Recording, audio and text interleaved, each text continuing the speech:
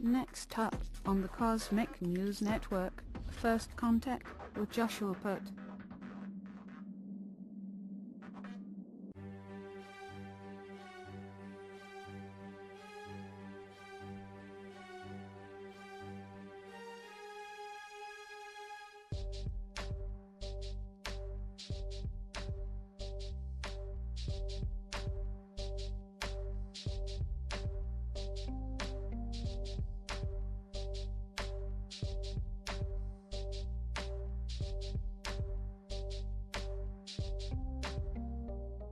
Good morning, Earthlings.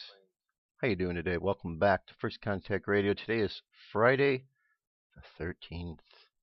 Friday the 13th, 2016. Our sun sign is in Taurus, moon sign in Leo. Sun sign Taurus, moon sign Leo. Aspects we've been looking at or will be looking at over the course of today. A number of them have already taken place, or one of them, 12:28, just after midnight. Mercury jumped in to the mix. So right off the bat, lessons in communication as this new day began, lessons in how we communicate, how we express the words and the actions, how our mind is working, and that's all in a square with Leo, the fire. Remember, we have this beast. Leo is the beast. Leo is strength. You need to tame the beast within so that we can harness that energy in a proper way. We have the imagination, Empress, love. So that's part of what is this aspect here, okay? We have to understand the lesson of how, when we're dealing with that energy, and how we're going to express it into the world. So that was the first one that took place. Coming up at 10:02 a.m., a trine, unexpected changes, unexpected events. So Leo is going to run into this trine. So something is coming up this morning that we're going to need to deal with, unexpected, that will bring some sort of stimulation to that creative spark within us.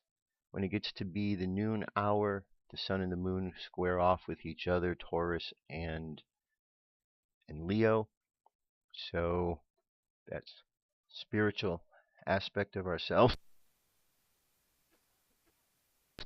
That spiritual aspect of ourselves is squaring off with that energy that's bubbling inside of us, that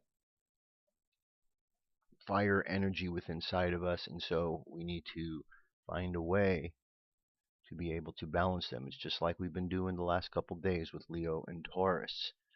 We then go void, of course, at which point we're going to leave the phase of Leo, and the rest of the day is going to be in a void of course phase until we enter the new moon sign shortly after midnight tomorrow, 12:52 a.m., or we'll move into Virgo.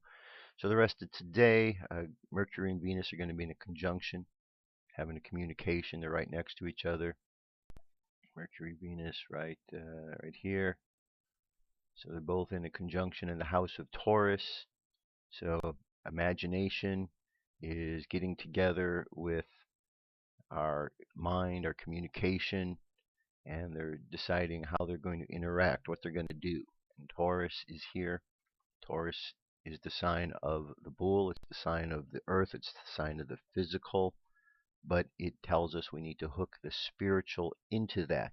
And so that's the conversation that takes place. Today is significant in that regards. And then 9:20 p.m., Venus and Pluto deep transformation occurs. Okay?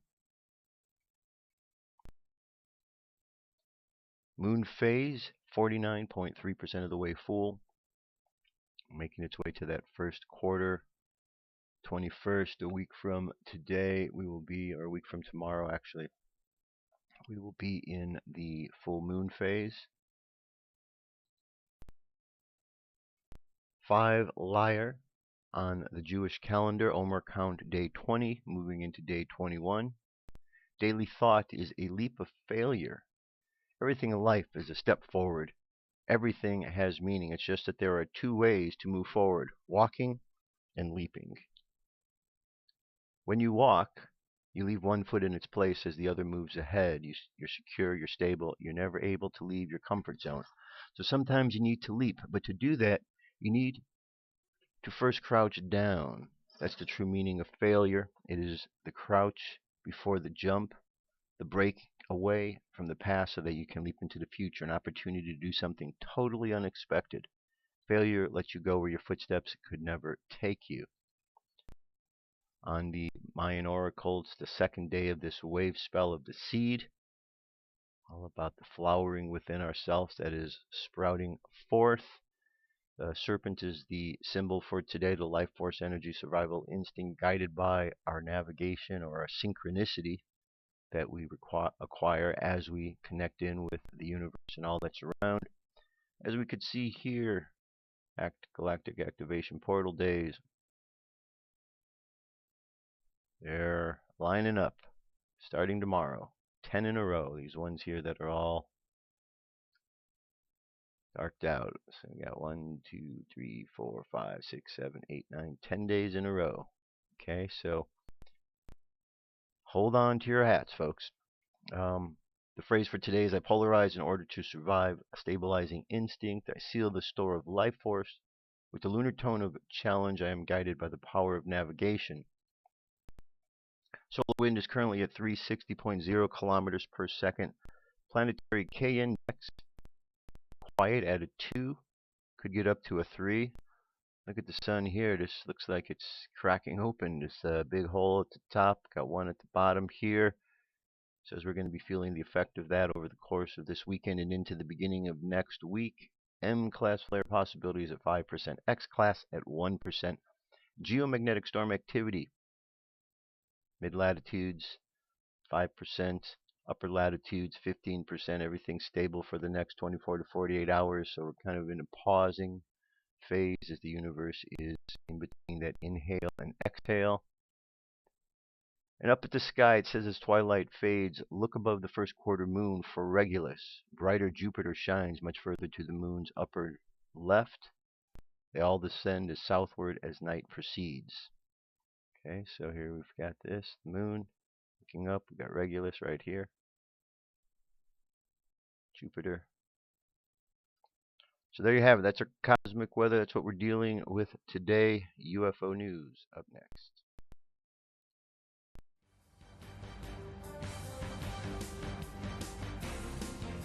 This is the UFO News with Joshua Poet.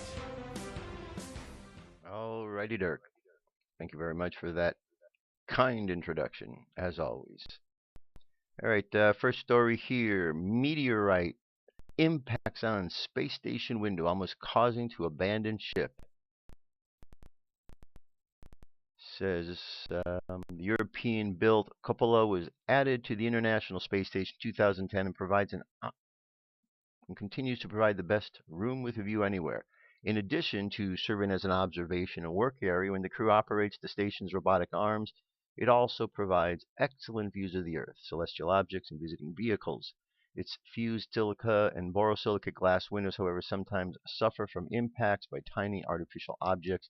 Space debris. ESA astronaut Tim Peake took this photo from inside cupola last month, showing a 7mm diameter circular chip gouged out by the impact from a tiny piece of space debris, possibly a paint flake or a small metal fragment no bigger than a few thousandths of a millimeter across. The background just shows the inky blackness of space. I'm often asked if the International Space Station is hit by space debris. Yes, this is the chip in one of our cupola windows.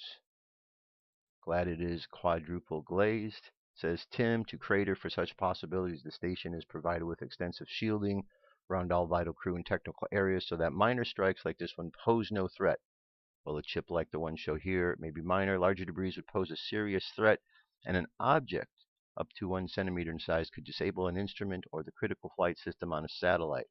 Anything above 1 centimeter could penetrate the shields of the station's crew modules, and anything larger than 10 centimeters could shatter the satellite or spacecraft into pieces.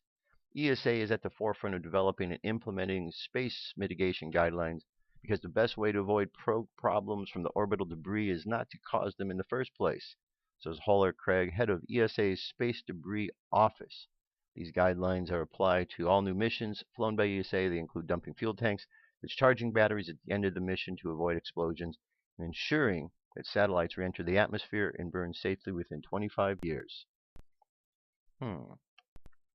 So, with a guy right here, you'd think that he'd be able to simply take his picture camera and turn it towards the Earth and give us a picture of the Earth. But we don't do that. All we get is a picture of this. All we get is a picture of this. Now, question is, it looks to me like he's taking this picture of this object during the daytime, doesn't it? Doesn't it look like it's daylight out there? Now, this may not be it. This may not be the picture of him taking it, so first thing there. But they're showing us him taking a picture of something here, and then they show us a picture here, which is the blackness of space. It obviously isn't being taken right here because there is no blackness of space right here. So, I don't know what how those two relate. They probably don't, obviously, because my eyes can see one is light and one is dark. British top secret UFO files to be released within days after several delays. The British X-Files. The British X-Files could be available to the public in the coming days. Alien hunters are now excited to know more about the infamous Rendlesham UFO case. British officials already confirmed the files be transferred to the National Archives within the month. UFO researchers have been fighting for the release of the top 18 top-secret Ministry of Defense files on government investigation of UFO sightings. The government has long faced allegations about cover-ups, and it worsened when the release of records involving UFO sightings and investigations did not push through the end of 2013. The release stalled this March again. Former MOD investigator on UFO sightings Nick Pope believes that the files contain unusual sightings. However, he doesn't think that the soon-to-be-released records involve the UK version of the U.S. hangar cover-up. Lord Black of Brentwood has been exerting many efforts for the release of the records of the National Archives. Mr. Pope sympathized with the alien researchers when the release of data was stalled, which the Defense Ministry blamed on additional processing requirements. Mr. Pope served the MOD for 21 years and said that they did not have any crashed spaceships hidden from the public in some RAF hangar. However, he stressed that they did not have some fascinating and unexplained cases. Right. The lies continue.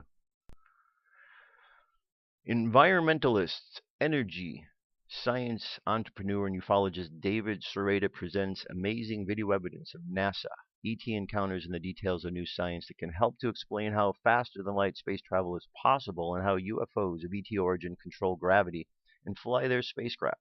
As an environmentalist, David is committed to leading the charge for the use of deuterium and helium-3 as a clean alternative fuel source for atomic reactors for generating electricity, as well as applications of interstellar space travel. Discover why the United States government, the military, the U.S. industrial complex are against the development of helium-3 nuclear reactors for the production of atomic power, and to get the facts about the connection between the developments of the future energy technologies and back engineering of ET technology. Included in this program are the details of a new model in physics that may hold the key to solving our global energy problems, faster than light interstellar space travel, as well as insights into secret ET spacecraft technology. Fascinating viewing for all ages, an inspiring program for thinkers and dreamers. Okay, the video's there for you to see. Check it out. See what you think.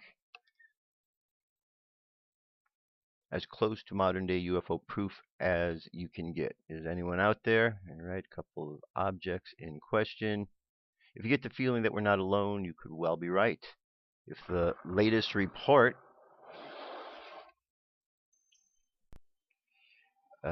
if the latest list of reported UFO sightings is anything to go by, over the past 6 years, 10 unexplained sightings have been recorded by authorities in New Zealand. There is no close encounters with little green men or flying saucers, but a number of lights that cannot be explained.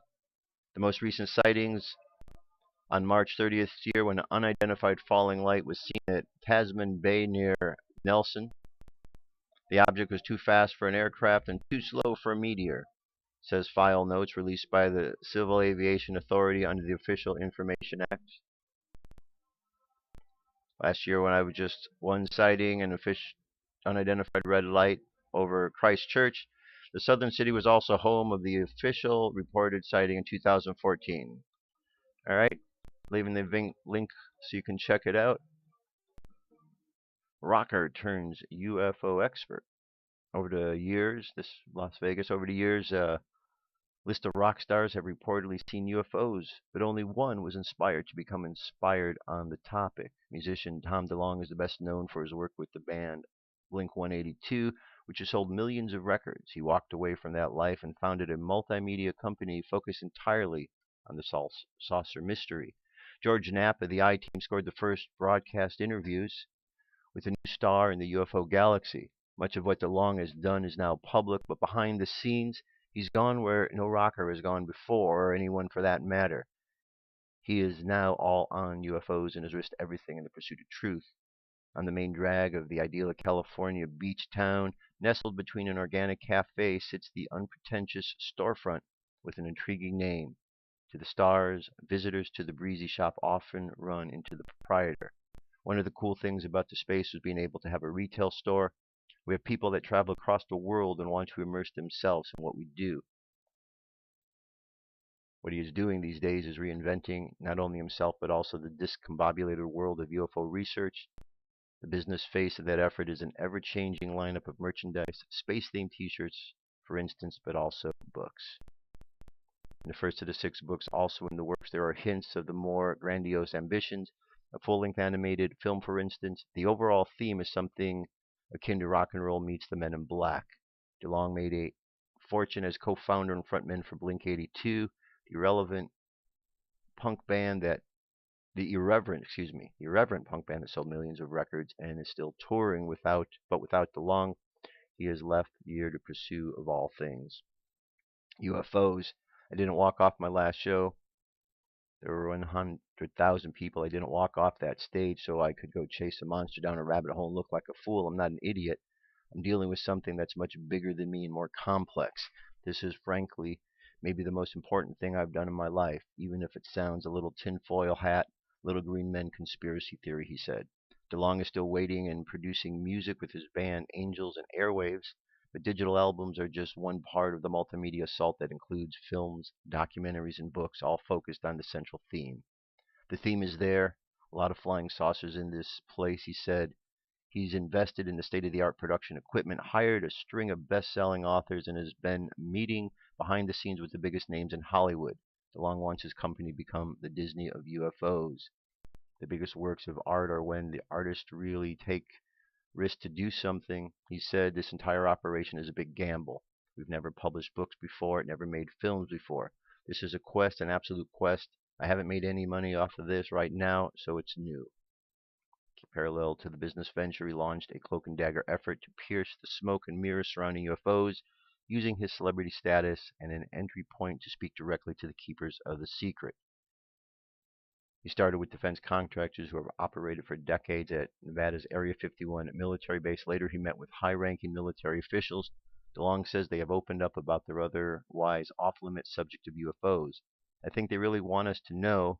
I really do think that they do. I feel at this point it's going to be a tough thing to swallow for people, and I think there are elements about it that people are not ready for, he said. Hard is it to believe DeLonge really has been meeting with this group of deep-throat type and advisors in sensitive positions. He has given the I-Team sort of front-row seat to the story as it unfolded, including some of the eye-popping things they have passed along to him for the purpose of disseminating it to the public. And finally, this piece here isn't about a UFO flying in the sky, but something unknown here on Earth. Here, this is 1995. We see Mike Tyson. He's doing a fight here, but there's a gentleman right here holding a device which wasn't around in 1995. He seems to be recording the event, as you can see there. What we have here is a time traveler coming back to watch their favorite fighter and sitting in the front row seats. The fight happened at the MGM Grand in Las Vegas, and it was Mike Tyson and Peter McNeely back in 1905, they did have phones, but they didn't have cameras on them. Why wouldn't a time traveler want to see Mike Tyson fight? Everybody enjoys a bit of entertainment now and then, but time travel would offer you a plethora of fun. Okay, let's see if we can jump up to where that section is here. There it is right there. Okay, very interesting. Very interesting. So is that a time traveler? I think someone just edited that in with software.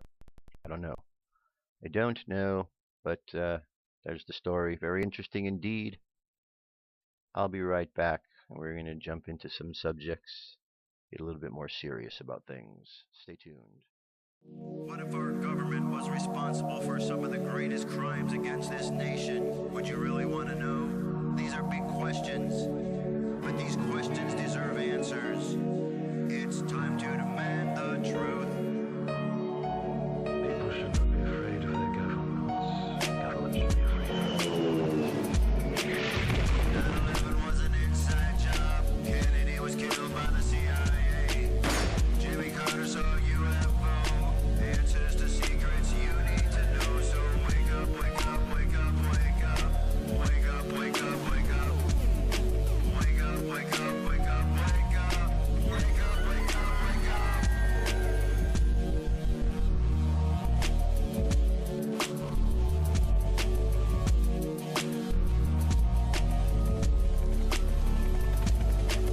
The evidence is overwhelming. Step past your fear, take a look.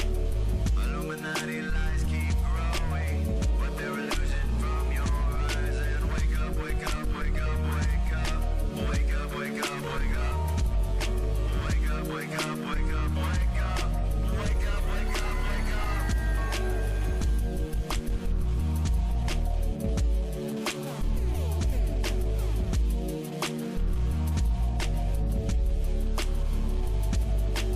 What would our founding fathers say if they were alive today?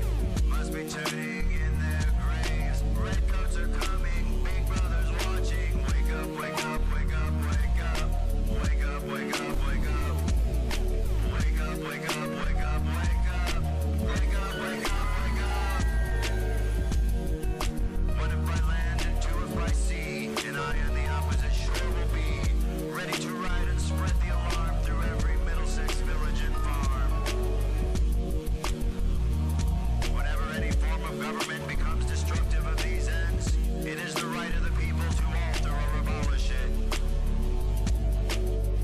When a long train of abuses and usurpations, pursuing invariably the same object, evinces a design to reduce them under absolute despotism, it is their right, it is their duty to throw off such government and to provide new guards for their future security.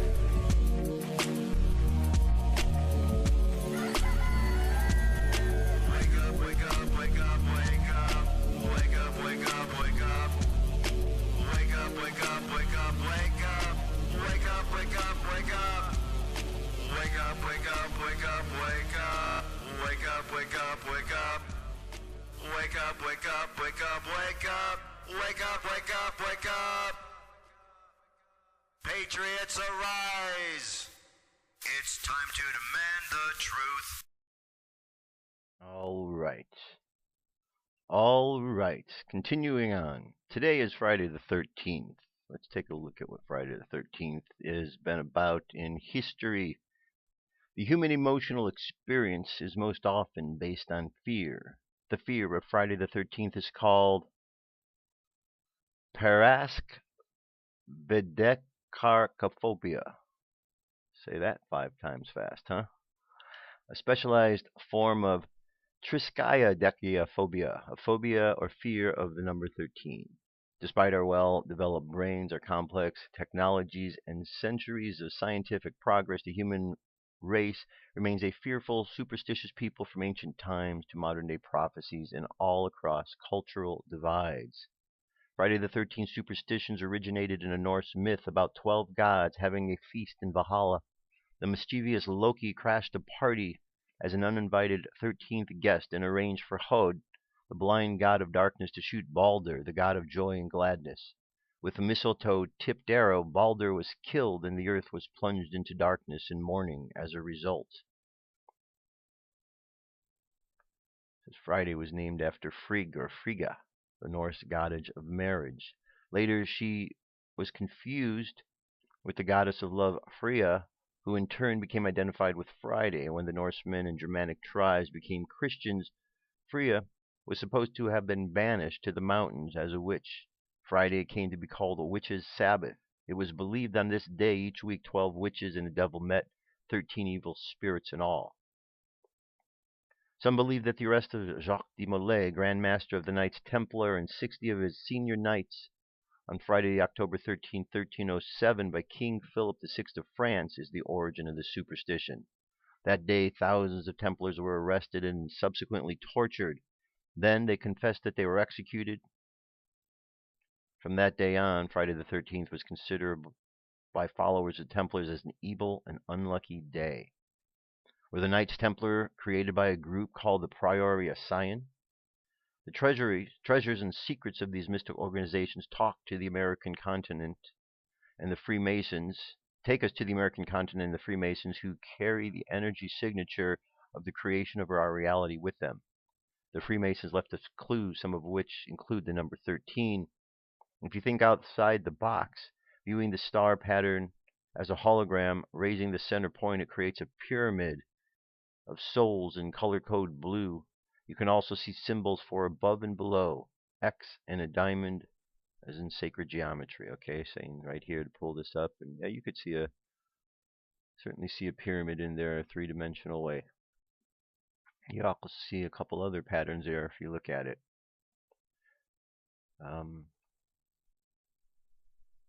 The US $1 bill depicts an unfinished pyramid at Giza. Golden capstone, alchemy of consciousness, and illuminated all-seeing eye above. Eye references the center of the Milky Way galaxy. 13 illuminated stars form a Star of David around a central source. Merkaba, movement of consciousness in and out of the realities of the eagle. U.S. President Franklin Delano Roosevelt said the only thing we have to fear is fear itself. He didn't like the number 13. He hated to travel on Friday the 13th or have 13 people at dinner. He died on Thursday, April 12th, 1945, just before Friday the 13th. The number 13 is probably the most common of all superstitions, considered a bad luck day unless you were born on Friday the 13th, in which case it is allegedly your lucky day. In many cultures, getting married on any day of the week that falls under number 13 is highly discouraged. There's a superstition that should 13 sit at a table to dine, one will die in the next year. This prompted the formation of the 13th Club to debunk it. Well, I mean, if you think about that, Jesus and the 12 apostles, there's 13 right there, and one of them did die, as we know, nailed to the cross. It was suggested by Charles A. Platt, writing in 1925, that the reason 13 is considered unlucky is that a person can count from 1 to 12 with their 8 fingers, 2 thumbs, 2 feet, but not beyond that, so the number 13 is unknown, hence frightening, hence unlucky. This idea discounts the use of toes or other body parts in counting. Early nursery rhymes stated that there were 13 months in a year because of the natural moon cycle that was used to count the lunar year. In England, a calendar of 13 months of 28 days each, plus one extra day known as a leap year, was still in use up to the Tudor times. In Scotland, there is no gate 13 at any airport. Instead, there will be a gate 12B. Inside of Lufthansa plane, the row numbers going straight from 12 to 14. Some airplanes skip a row 13 going straight from 12 to 14. Tall buildings have resorted to skipping the 13th floor. Some streets do not contain a number house 13. In some forms of motorsport, for example, Formula One, there is no number 13 car. The Apollo 13 spacecraft malfunctioned after being launched on April 11th at 13:13 Central Standard Time, forcing a return to Earth without a landing on the moon and imperiling its crew. The Code of Hammurabi, a collection of laws created around 1760 BC, does not contain a 13th law. The College of William and Mary claims 13 priorities or achievements of the academic world, which accomplished before any university or college in the United States. For example, William and Mary was the first college in the U.S. to establish an honor code. A marble plaque commemorating these 13 priorities hangs on the exterior wall of the Wren Building, the nation's oldest academic buildings still in continuous use. Now, 13 is a Fibonacci number. 13 is the sixth prime number. 6 is sometimes considered an unlucky number due to its association with 666. 13 is the second star number. There are 13 circles in a Metatron's cube. 13 is the atomic number of aluminum. In chemistry and physics, the atomic number, also known as the proton number, is the number of protons found in the nucleus of an atom. It is traditionally represented by the symbol Z. The atomic number uniquely identifies a chemical element. In an atom of neutral charge, atomic number is equal to the number of electrons. The atomic number is closely related to the mass number, which is the total number of protons and neutrons in the nucleus of the atom. The lunar solar calendar generally has 12 months, but out of every year, third year has 13. According to another interpretation, the number 13 is unlucky because it is a number of full moons in a contemporary year, but 2 full moons in a straight calendar month, mistakenly referred to as a blue moon in a magazine article, only happens about once every 5 years. And then 13 equals 1 plus 3, which equals 4. Number 40 given significance throughout history. Year 40, the leap year, starting on Friday of the Julian calendar. And then, of course, we've got several movies, and so on and so forth. Okay? So, Friday the 13th. 13 is also this. Tarot card of death. Oh no. What does this represent? Well, 13 represents and means unity and love. Okay, this card is all about a transition that is taking place as we transition from one phase to the next. This is not about a physical death. This card is a card that deals with the element of water. So what is taking place here is something taking place within the aspect of water, within that emotional realm. We go through emotional deaths when we go through a change or transition. That's what this is saying. Okay? Everything about this card is about a change and a transition. It's not about a physical death. But people stay away from this because they see this and they think, oh, this is bad, this is superstitious, and they don't look behind it. My personal belief over years of study on the subject is that secrets are hidden behind the number 13 because people will not look at them because they're too afraid. Yet if you look at the priesthoods and you look at the secret organizations, they're still utilizing these very tools that are hidden behind this number. They're just making sure that the average people, the common folks, aren't getting involved with understanding something that they understand because, well, that would defeat their purpose if the common folk actually were, getting more power, understanding themselves, able to think beyond what the elites think. So here over at Time and Date, we have some facts about 13. It's unclear why it's feared, but we just went over some of those different things. Obviously, there's different reasons. Friday the 13th can come in threes. For month, to have Friday the 13th, a month must be on a Sunday. Don't believe us. Okay. Happens during leap years. Just a simple list here. This is kind of a fun list. This isn't so serious like the other one here. Just a few fun facts. The point is, we live during a time when there's a lot of fear being put into the world. And if people are scared and kept away from something, then they're not going to look to see what's there. And so over the years, 13 has been promoted as something bad, something evil. Movies come out about 13, all this fear and superstition around it. But maybe there's something very significant by it. If we look at the mission of Yeshua, him and 12 apostles. That's a group of 13. Look what that group of 13 did in presenting information to the world that was necessary. So there you have it. That's 13, Friday the 13th. I'm going to change gears now to something a little bit more serious.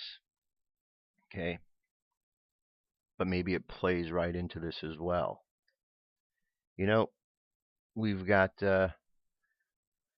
these bathroom bills which are taking place, right? We've talked about those. Bathroom bills came about because there's an organization connected with the White House run by a accused sexual offender slash pedophile who wanted to see that all people like himself were able to have access to kids, so they've created these bills, you know.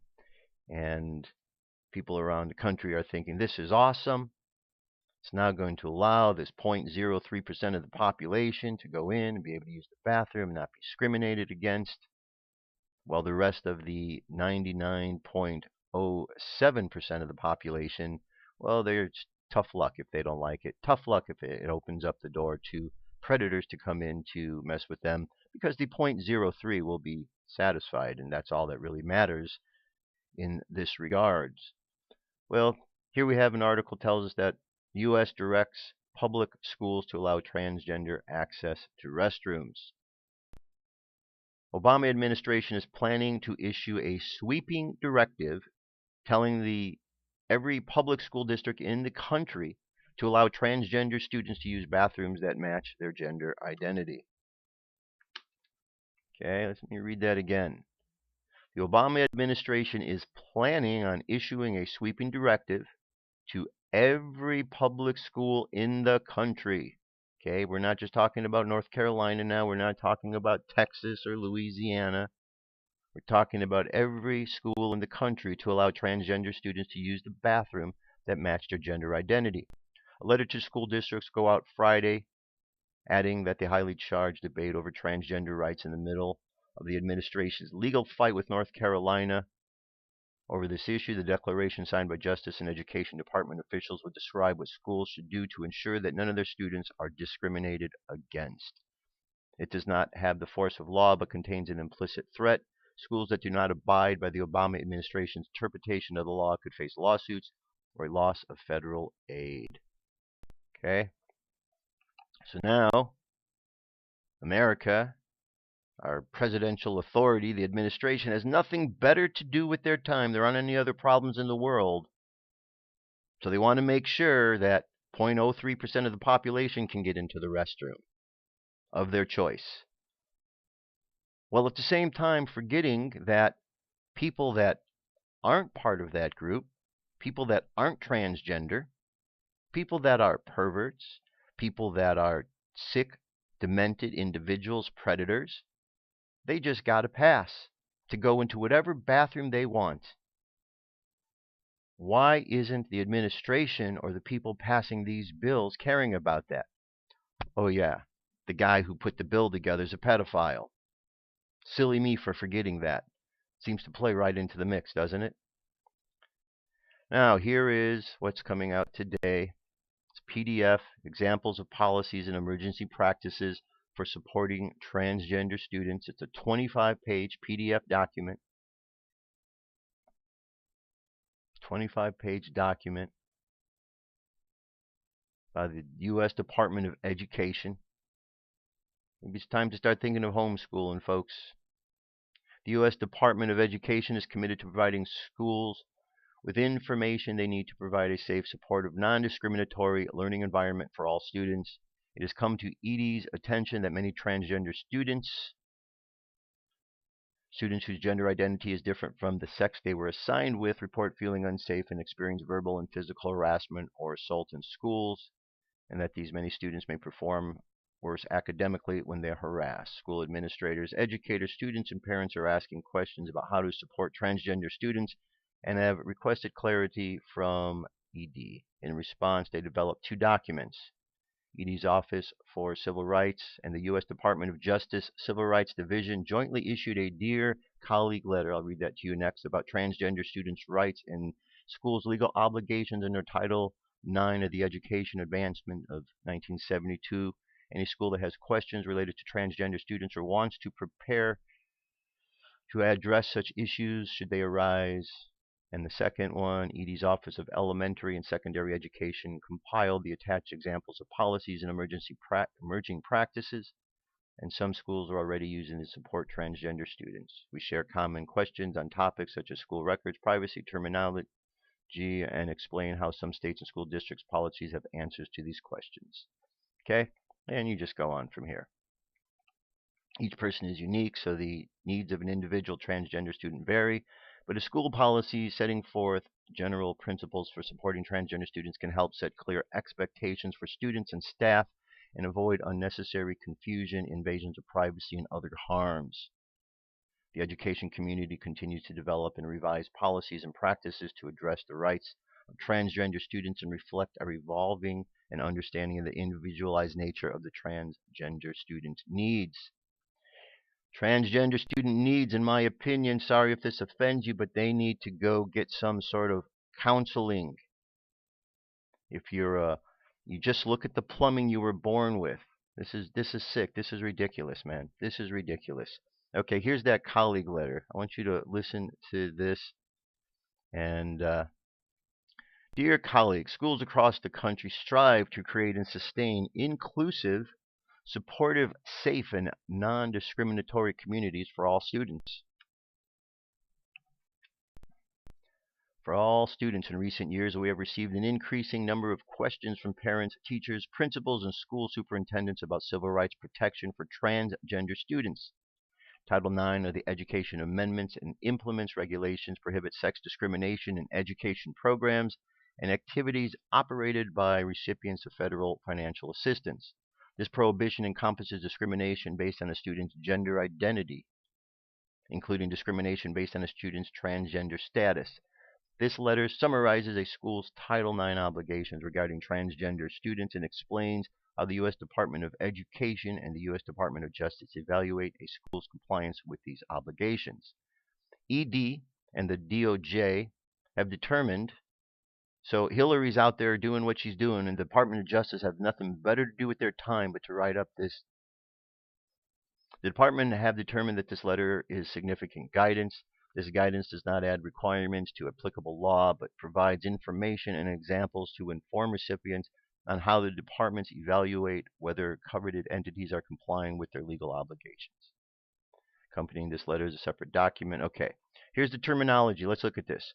Gender identity refers to an individual's internal sense of gender. A person's gender identity may be different or the same as the person's sex assigned at birth.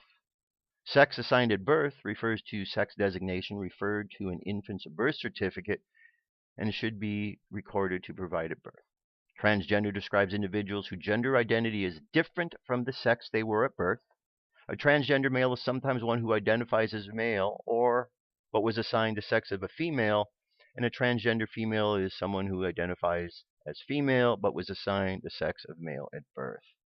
Gender transition refers to the process in which transgender individuals begin asserting the sex that corresponds to their gender identity instead of the sex they were assigned at birth. During gender transition, individuals begin to live and identify as the sex consistent with their gender identity and may dress differently, adopt a new name, and use pronouns consistent with their gender identity. Transgender individuals may undergo gender transition at the stage of their life. The gender transition can happen swiftly or over long duration of time. Okay, anybody feel like puking yet? So no longer are they accepting that the sex you were born with is what you are. It's what you identify with. But once you get into the point of identifying, guess what? You're talking about an issue that's going on in the mind. There's an article that came out yesterday, Johns Hopkins University, in which they describe exactly that thing, that this is a mental issue, and we need to treat people as such. This isn't arts and crafts. You just can't cut off or attach body parts because it suits your needs. Wow. Wow. Wow. I'm sure you're saying the same thing right now. Wow. Okay. Now, here is where it continues. And there's an agenda, folks. There's a big agenda here. Look at this. Why Disney needs a gay princess. To those not engrossed with the Frozen fandom, the recent pound give Elsa a Girlfriend, hashtag give Ursa a girlfriend. Hashtag probably sounded like a parody of the social justice movement. Oh, sure, everybody has a to be diverse nowadays was the main response I saw when I wrote about the online campaign to make Elsa gay in the upcoming Frozen 2. But far from being an arbitrary call for the diversity of such, the campaign is tied very specifically to the text that is insanely popular, the 2013 film. For one thing, Elsa is the only Disney princess queen without potential love interest. The official Disney princess lineup is Snow White, Cinderella, Sleeping Beauty, Ariel, Belle, Jasmine, Pocahontas, Mulan, Tiana, Rapunzel, and Merida. While this fact alone doesn't mean she's gay, it does mean her sexual orientation is still open for discussion. More importantly, Elsa's journey can be read as coming out metaphor. For a young age, her parents teach her to hide away things that make her different. In this case, as she recites the mantra, conceal, don't feel, she feels a life of unhappy repression, isolation, until she finally embraces her abilities, belts out that song that you can't get out of your head, and eventually rejoins the kingdom to much happier ruler. In other words, she comes out and she's better for it. Okay? What do you think about that? I don't think very much of it myself. Here is a petition. Petition. Disney, no princess for Queen Elsa. Hashtag charming prince for Elsa. Join us in standing against this absurd movement to turn Queen Elsa of Frozen into a lesbian during the 2018 sequel Frozen 2. We're suggesting a much better idea, an idea that promotes solid family values to our children and represents the natural family. Sign our petition now in Disney, asking that Elsa fall in love with a prince. The alternative idea is frightening. Last week, the LGBT lobby and liberal Hollywood stood together demanding Disney create Queen Elsa's character into a lesbian. In fact, they claim is based off the reviews in Frozen. She's already a lesbian, and now she only needs a girlfriend. In their viral campaign, the hashtag Give Elsa a Girlfriend instantly became a trending topic across Twitter and popular on Facebook. GLAAD, a U.S. gay lobby organization and a hate group against Christians, released a statement criticizing the 11 films released by Disney in 2015. It should be worth noting that during the National Health Review survey published by the Centers of Disease Control and Prevention, a highly definitive study found that fewer than 3% of respondents identified themselves as gay, lesbian, or bisexual. Global media outlets with influence started publishing opinion articles calling the message universal. There are women who love women, and we deserve love stories too. This unified demand is for Disney to improve its record on representing LGBT. Frozen is the highest grossing animated film of all time. Its influence reaches into the hearts and the minds of children. Girls across the world grow up dreaming of the day they will marry their Prince Charming, and they want to be like their favorite Disney prince.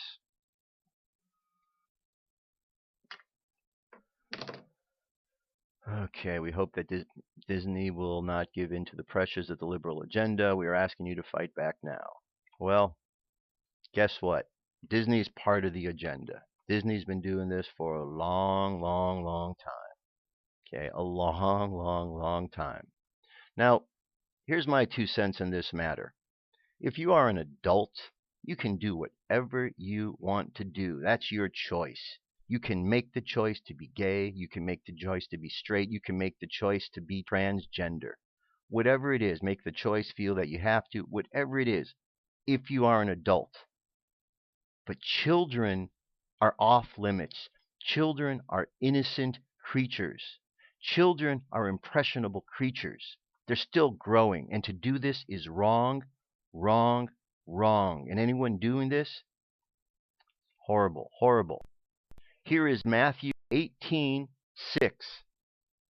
If anyone causes one of these little ones who believe in me to stumble, it would be better that they have a large millstone hung around their neck to be drowned in the depths of the sea. Let's go to King James Version. But whoever shall offend one of these little ones which believe in me, it would be better for him that a millstone were hanged around his neck, and he be drowned in the depth of the sea. You get the point here. In other words, don't mess with the little kids. Leave the little kids alone. Okay? I'm drawing a line in the sand here. This is absolutely nonsense. What Disney is doing is perverted. What is being done in this agenda is perverted. What is being done with Obama is perverted. But I understand because Obama's gay. And Michelle, she's a tranny. We know that. Okay? Is this all because Michelle wants to go into whatever bathroom she wants? I don't know. Let me ask you this question. Here's the question that should be asked when all of these people say, oh, you don't want to discriminate against the transgenders. Say, would you be comfortable with your daughter if the man that walked in the bathroom, because the bill says you can pick whatever, would you be comfortable if that man that walked in was John Wayne Gacy dressed as a clown? I don't think people would be very comfortable with it. And I don't think people are really looking at that situation, understanding that's what's going on here. It's not the transgenders that are going to attack. It's not the gays that are going to attack. It's the sexual predators that will use these different laws and directives to go in and have access to children where they can do bad things to them. That's the problem. I have a problem with that. Other people have a problem with that. But this man in office, he has no problem. He is an evil man, the Antichrist. Now, I'm not going to play this video. This link's available for you right here. This is a video. It's a little girl had a dream. And this is the dream that the mom and the little girl are talking about that she had. And in this dream, this little girl had a dream. And in the dream, she saw Obama and Michelle. And she said they were standing there, and in the dream, and at one point, all of their clothes fell off. Everyone's clothes fell off, and she could see that Michelle had no lady parts. She was completely a man. This little kid saw this in a dream. And then she saw that both of the Obamas turned into these evil demons. And then they were joined by these other demons that are out there running around in the world today. This is a little girl that had this dream. So I want you to check this out. Listen to it. It's 27 minutes in length.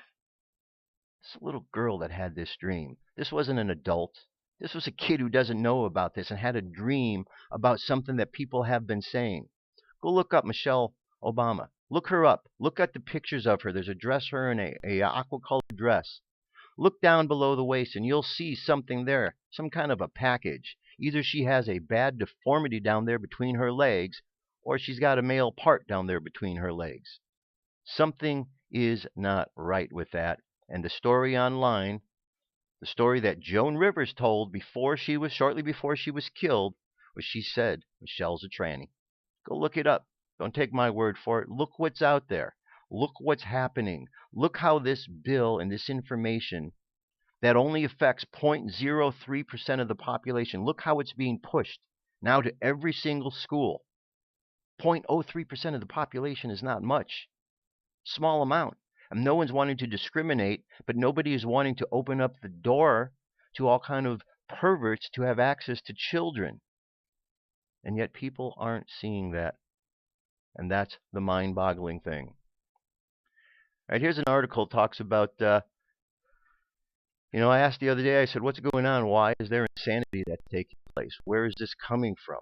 And maybe it's some of the things that are being done. This article alleges that cell towers across the U.S. are broadcasting brain resonance frequencies to disrupt human minds, says former DARPA scientists. Remember DARPA? They're doing the program to track the mind, map out the mind. They're doing social engineering programs on the people without them knowing. It's all a big mind game, my friends. Natural News writes, a former DARPA scientist who held the top security clearances warned that transmissions from cell phone towers constitute a terrorist act against the civilian population. Dr. Paul Batcho holds a PhD from Princeton University, spent nearly 3 years working for DARPA at the Los Alamos National Laboratory in the field of computational physics. DARPA is a branch of the Department of Defense responsible for studying emergent military technologies. While some of Batcho's claims are certainly controversial, his insistence that civilians are being harmed by cell phone towers is likely to be true. The International Agency for Research on Cancer classifies cell tower radiation as probable carcinogen. So maybe this is it. Maybe, this is one of the contributing factors. The question I asked was, is this something in the air? Is this something in the water? Is this something in the food?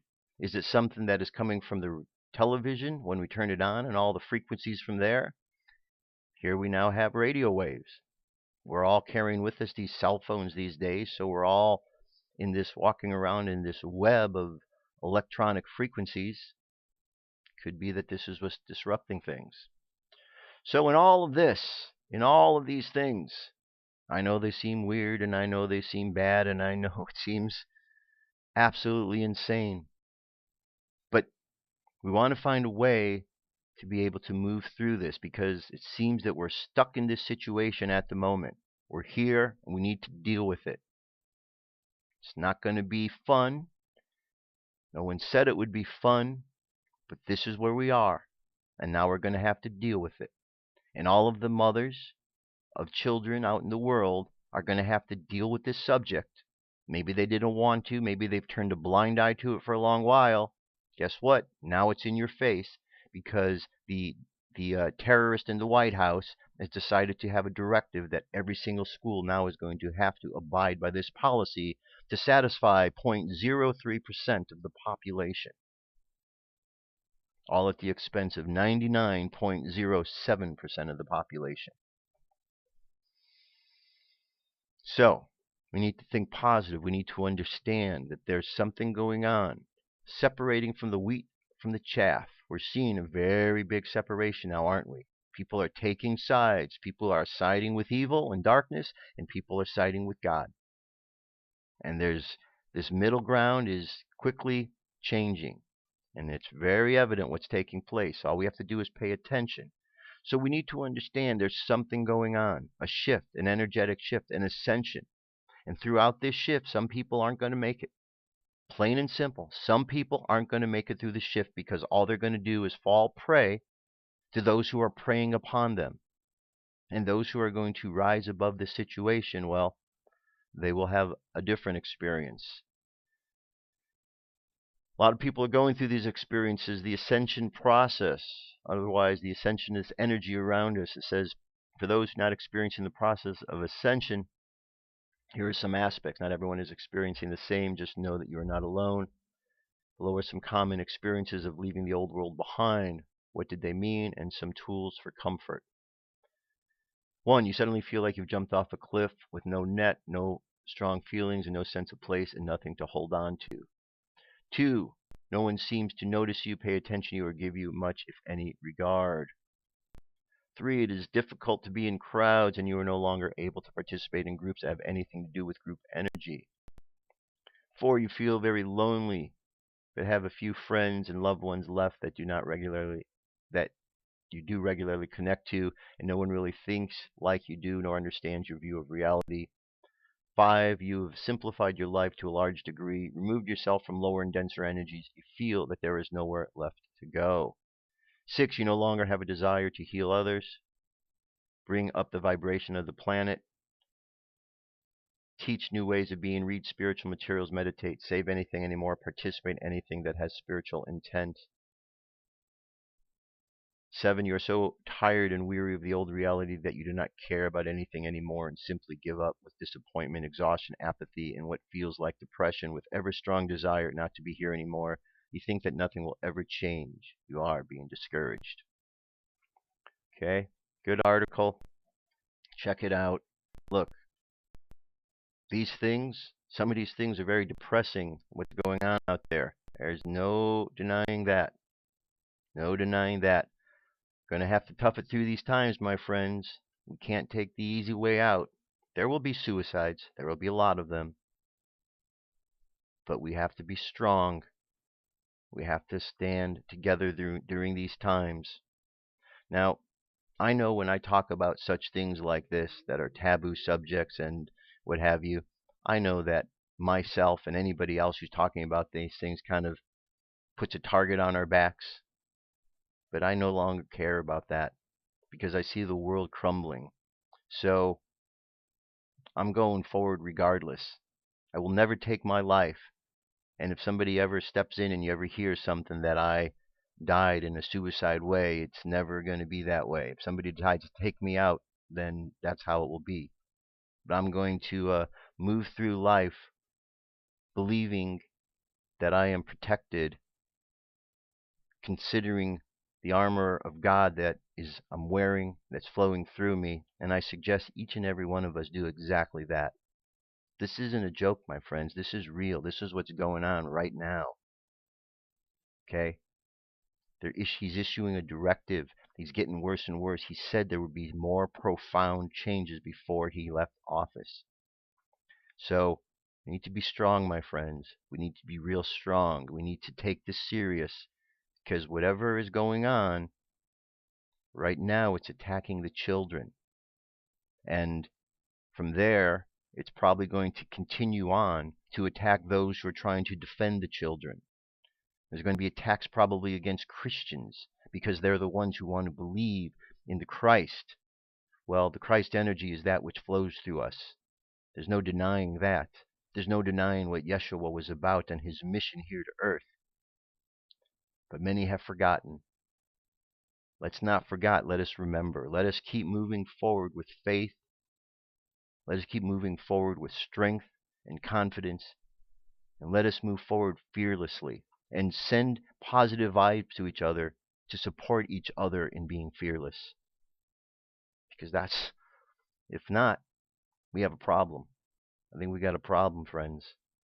Big problem. Too many lies in the world. And chickens are coming home to roost. Chickens are coming home to roost. All right, here's a message. This is from Archangel Gabriel. Message for today.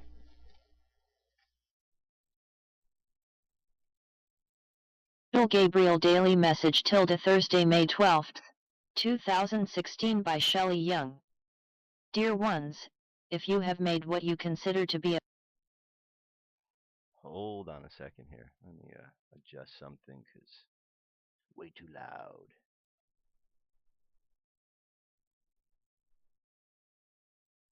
All right, here we go. There we go, much better. Archangel Gabriel Daily Message tilde Thursday, May 12th, 2016 by Shelley Young. Dear ones, if you have made what you consider to be a mistake, be easy on yourselves. You had an experience. You are in the body to experiment, to try things, to grow, and to discover your preferences. There is no need to berate yourself over it endlessly. But we also suggest that you don't gloss over it either. Every experience you have has a gift for you in it. If you discover the gold of clarity in the sludge of your regret, it will allow you to further self-define and try anew in ways that far better represent who you really are, and what your true intentions are. If you do that, there would be no reason to go through the experience again. Tilde Archangel Gabriel. All right. Very, very, very good message. That brings us to our meditation. Close your eyes. Take a deep breath. And exhale.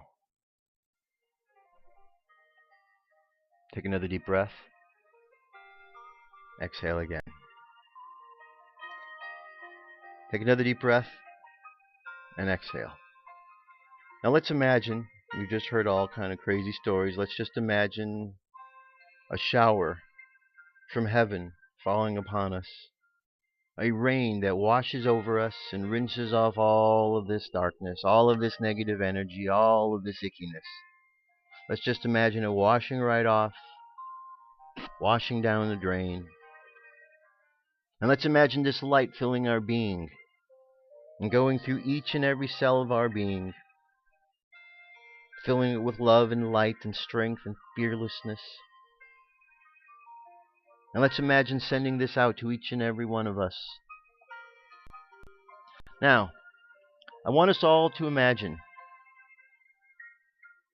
the children of the world. And I want to see them playing together in a park, having fun. And I want to imagine sending light and love to these children, and imagine just putting protections all around them. Energies of protection and blessings to protect them from all of the evil demonic ways being pushed into this world at this time. So let's imagine all of the children and sending light and love to all of the children of the world. Light and love that goes in and calms their fears. Light and love that goes in and protects them from harm. Heavenly Father, Heavenly Mother, Christ that flows through all things, thank you for your many blessings. We ask this day that your blessings and your emanations continue to protect and bless all of your children, all of your peoples, with the understanding of your higher essence, your divine essence. May we this day come to understand our full connection to you, the one source of all that exists.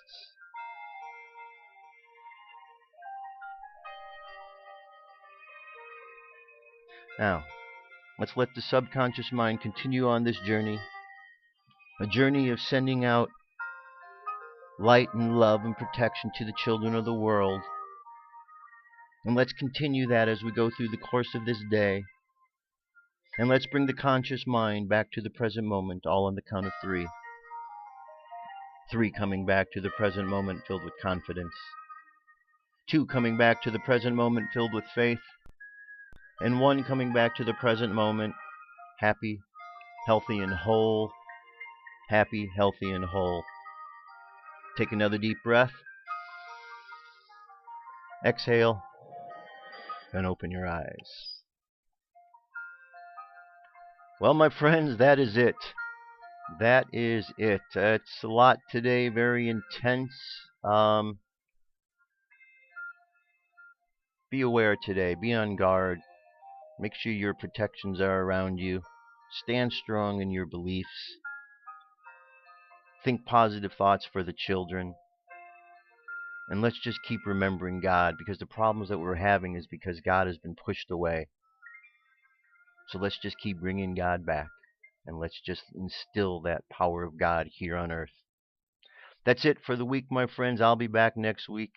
Till then, have yourselves an awesome weekend. I love you. Keep loving each other. Peace. I'm out of here.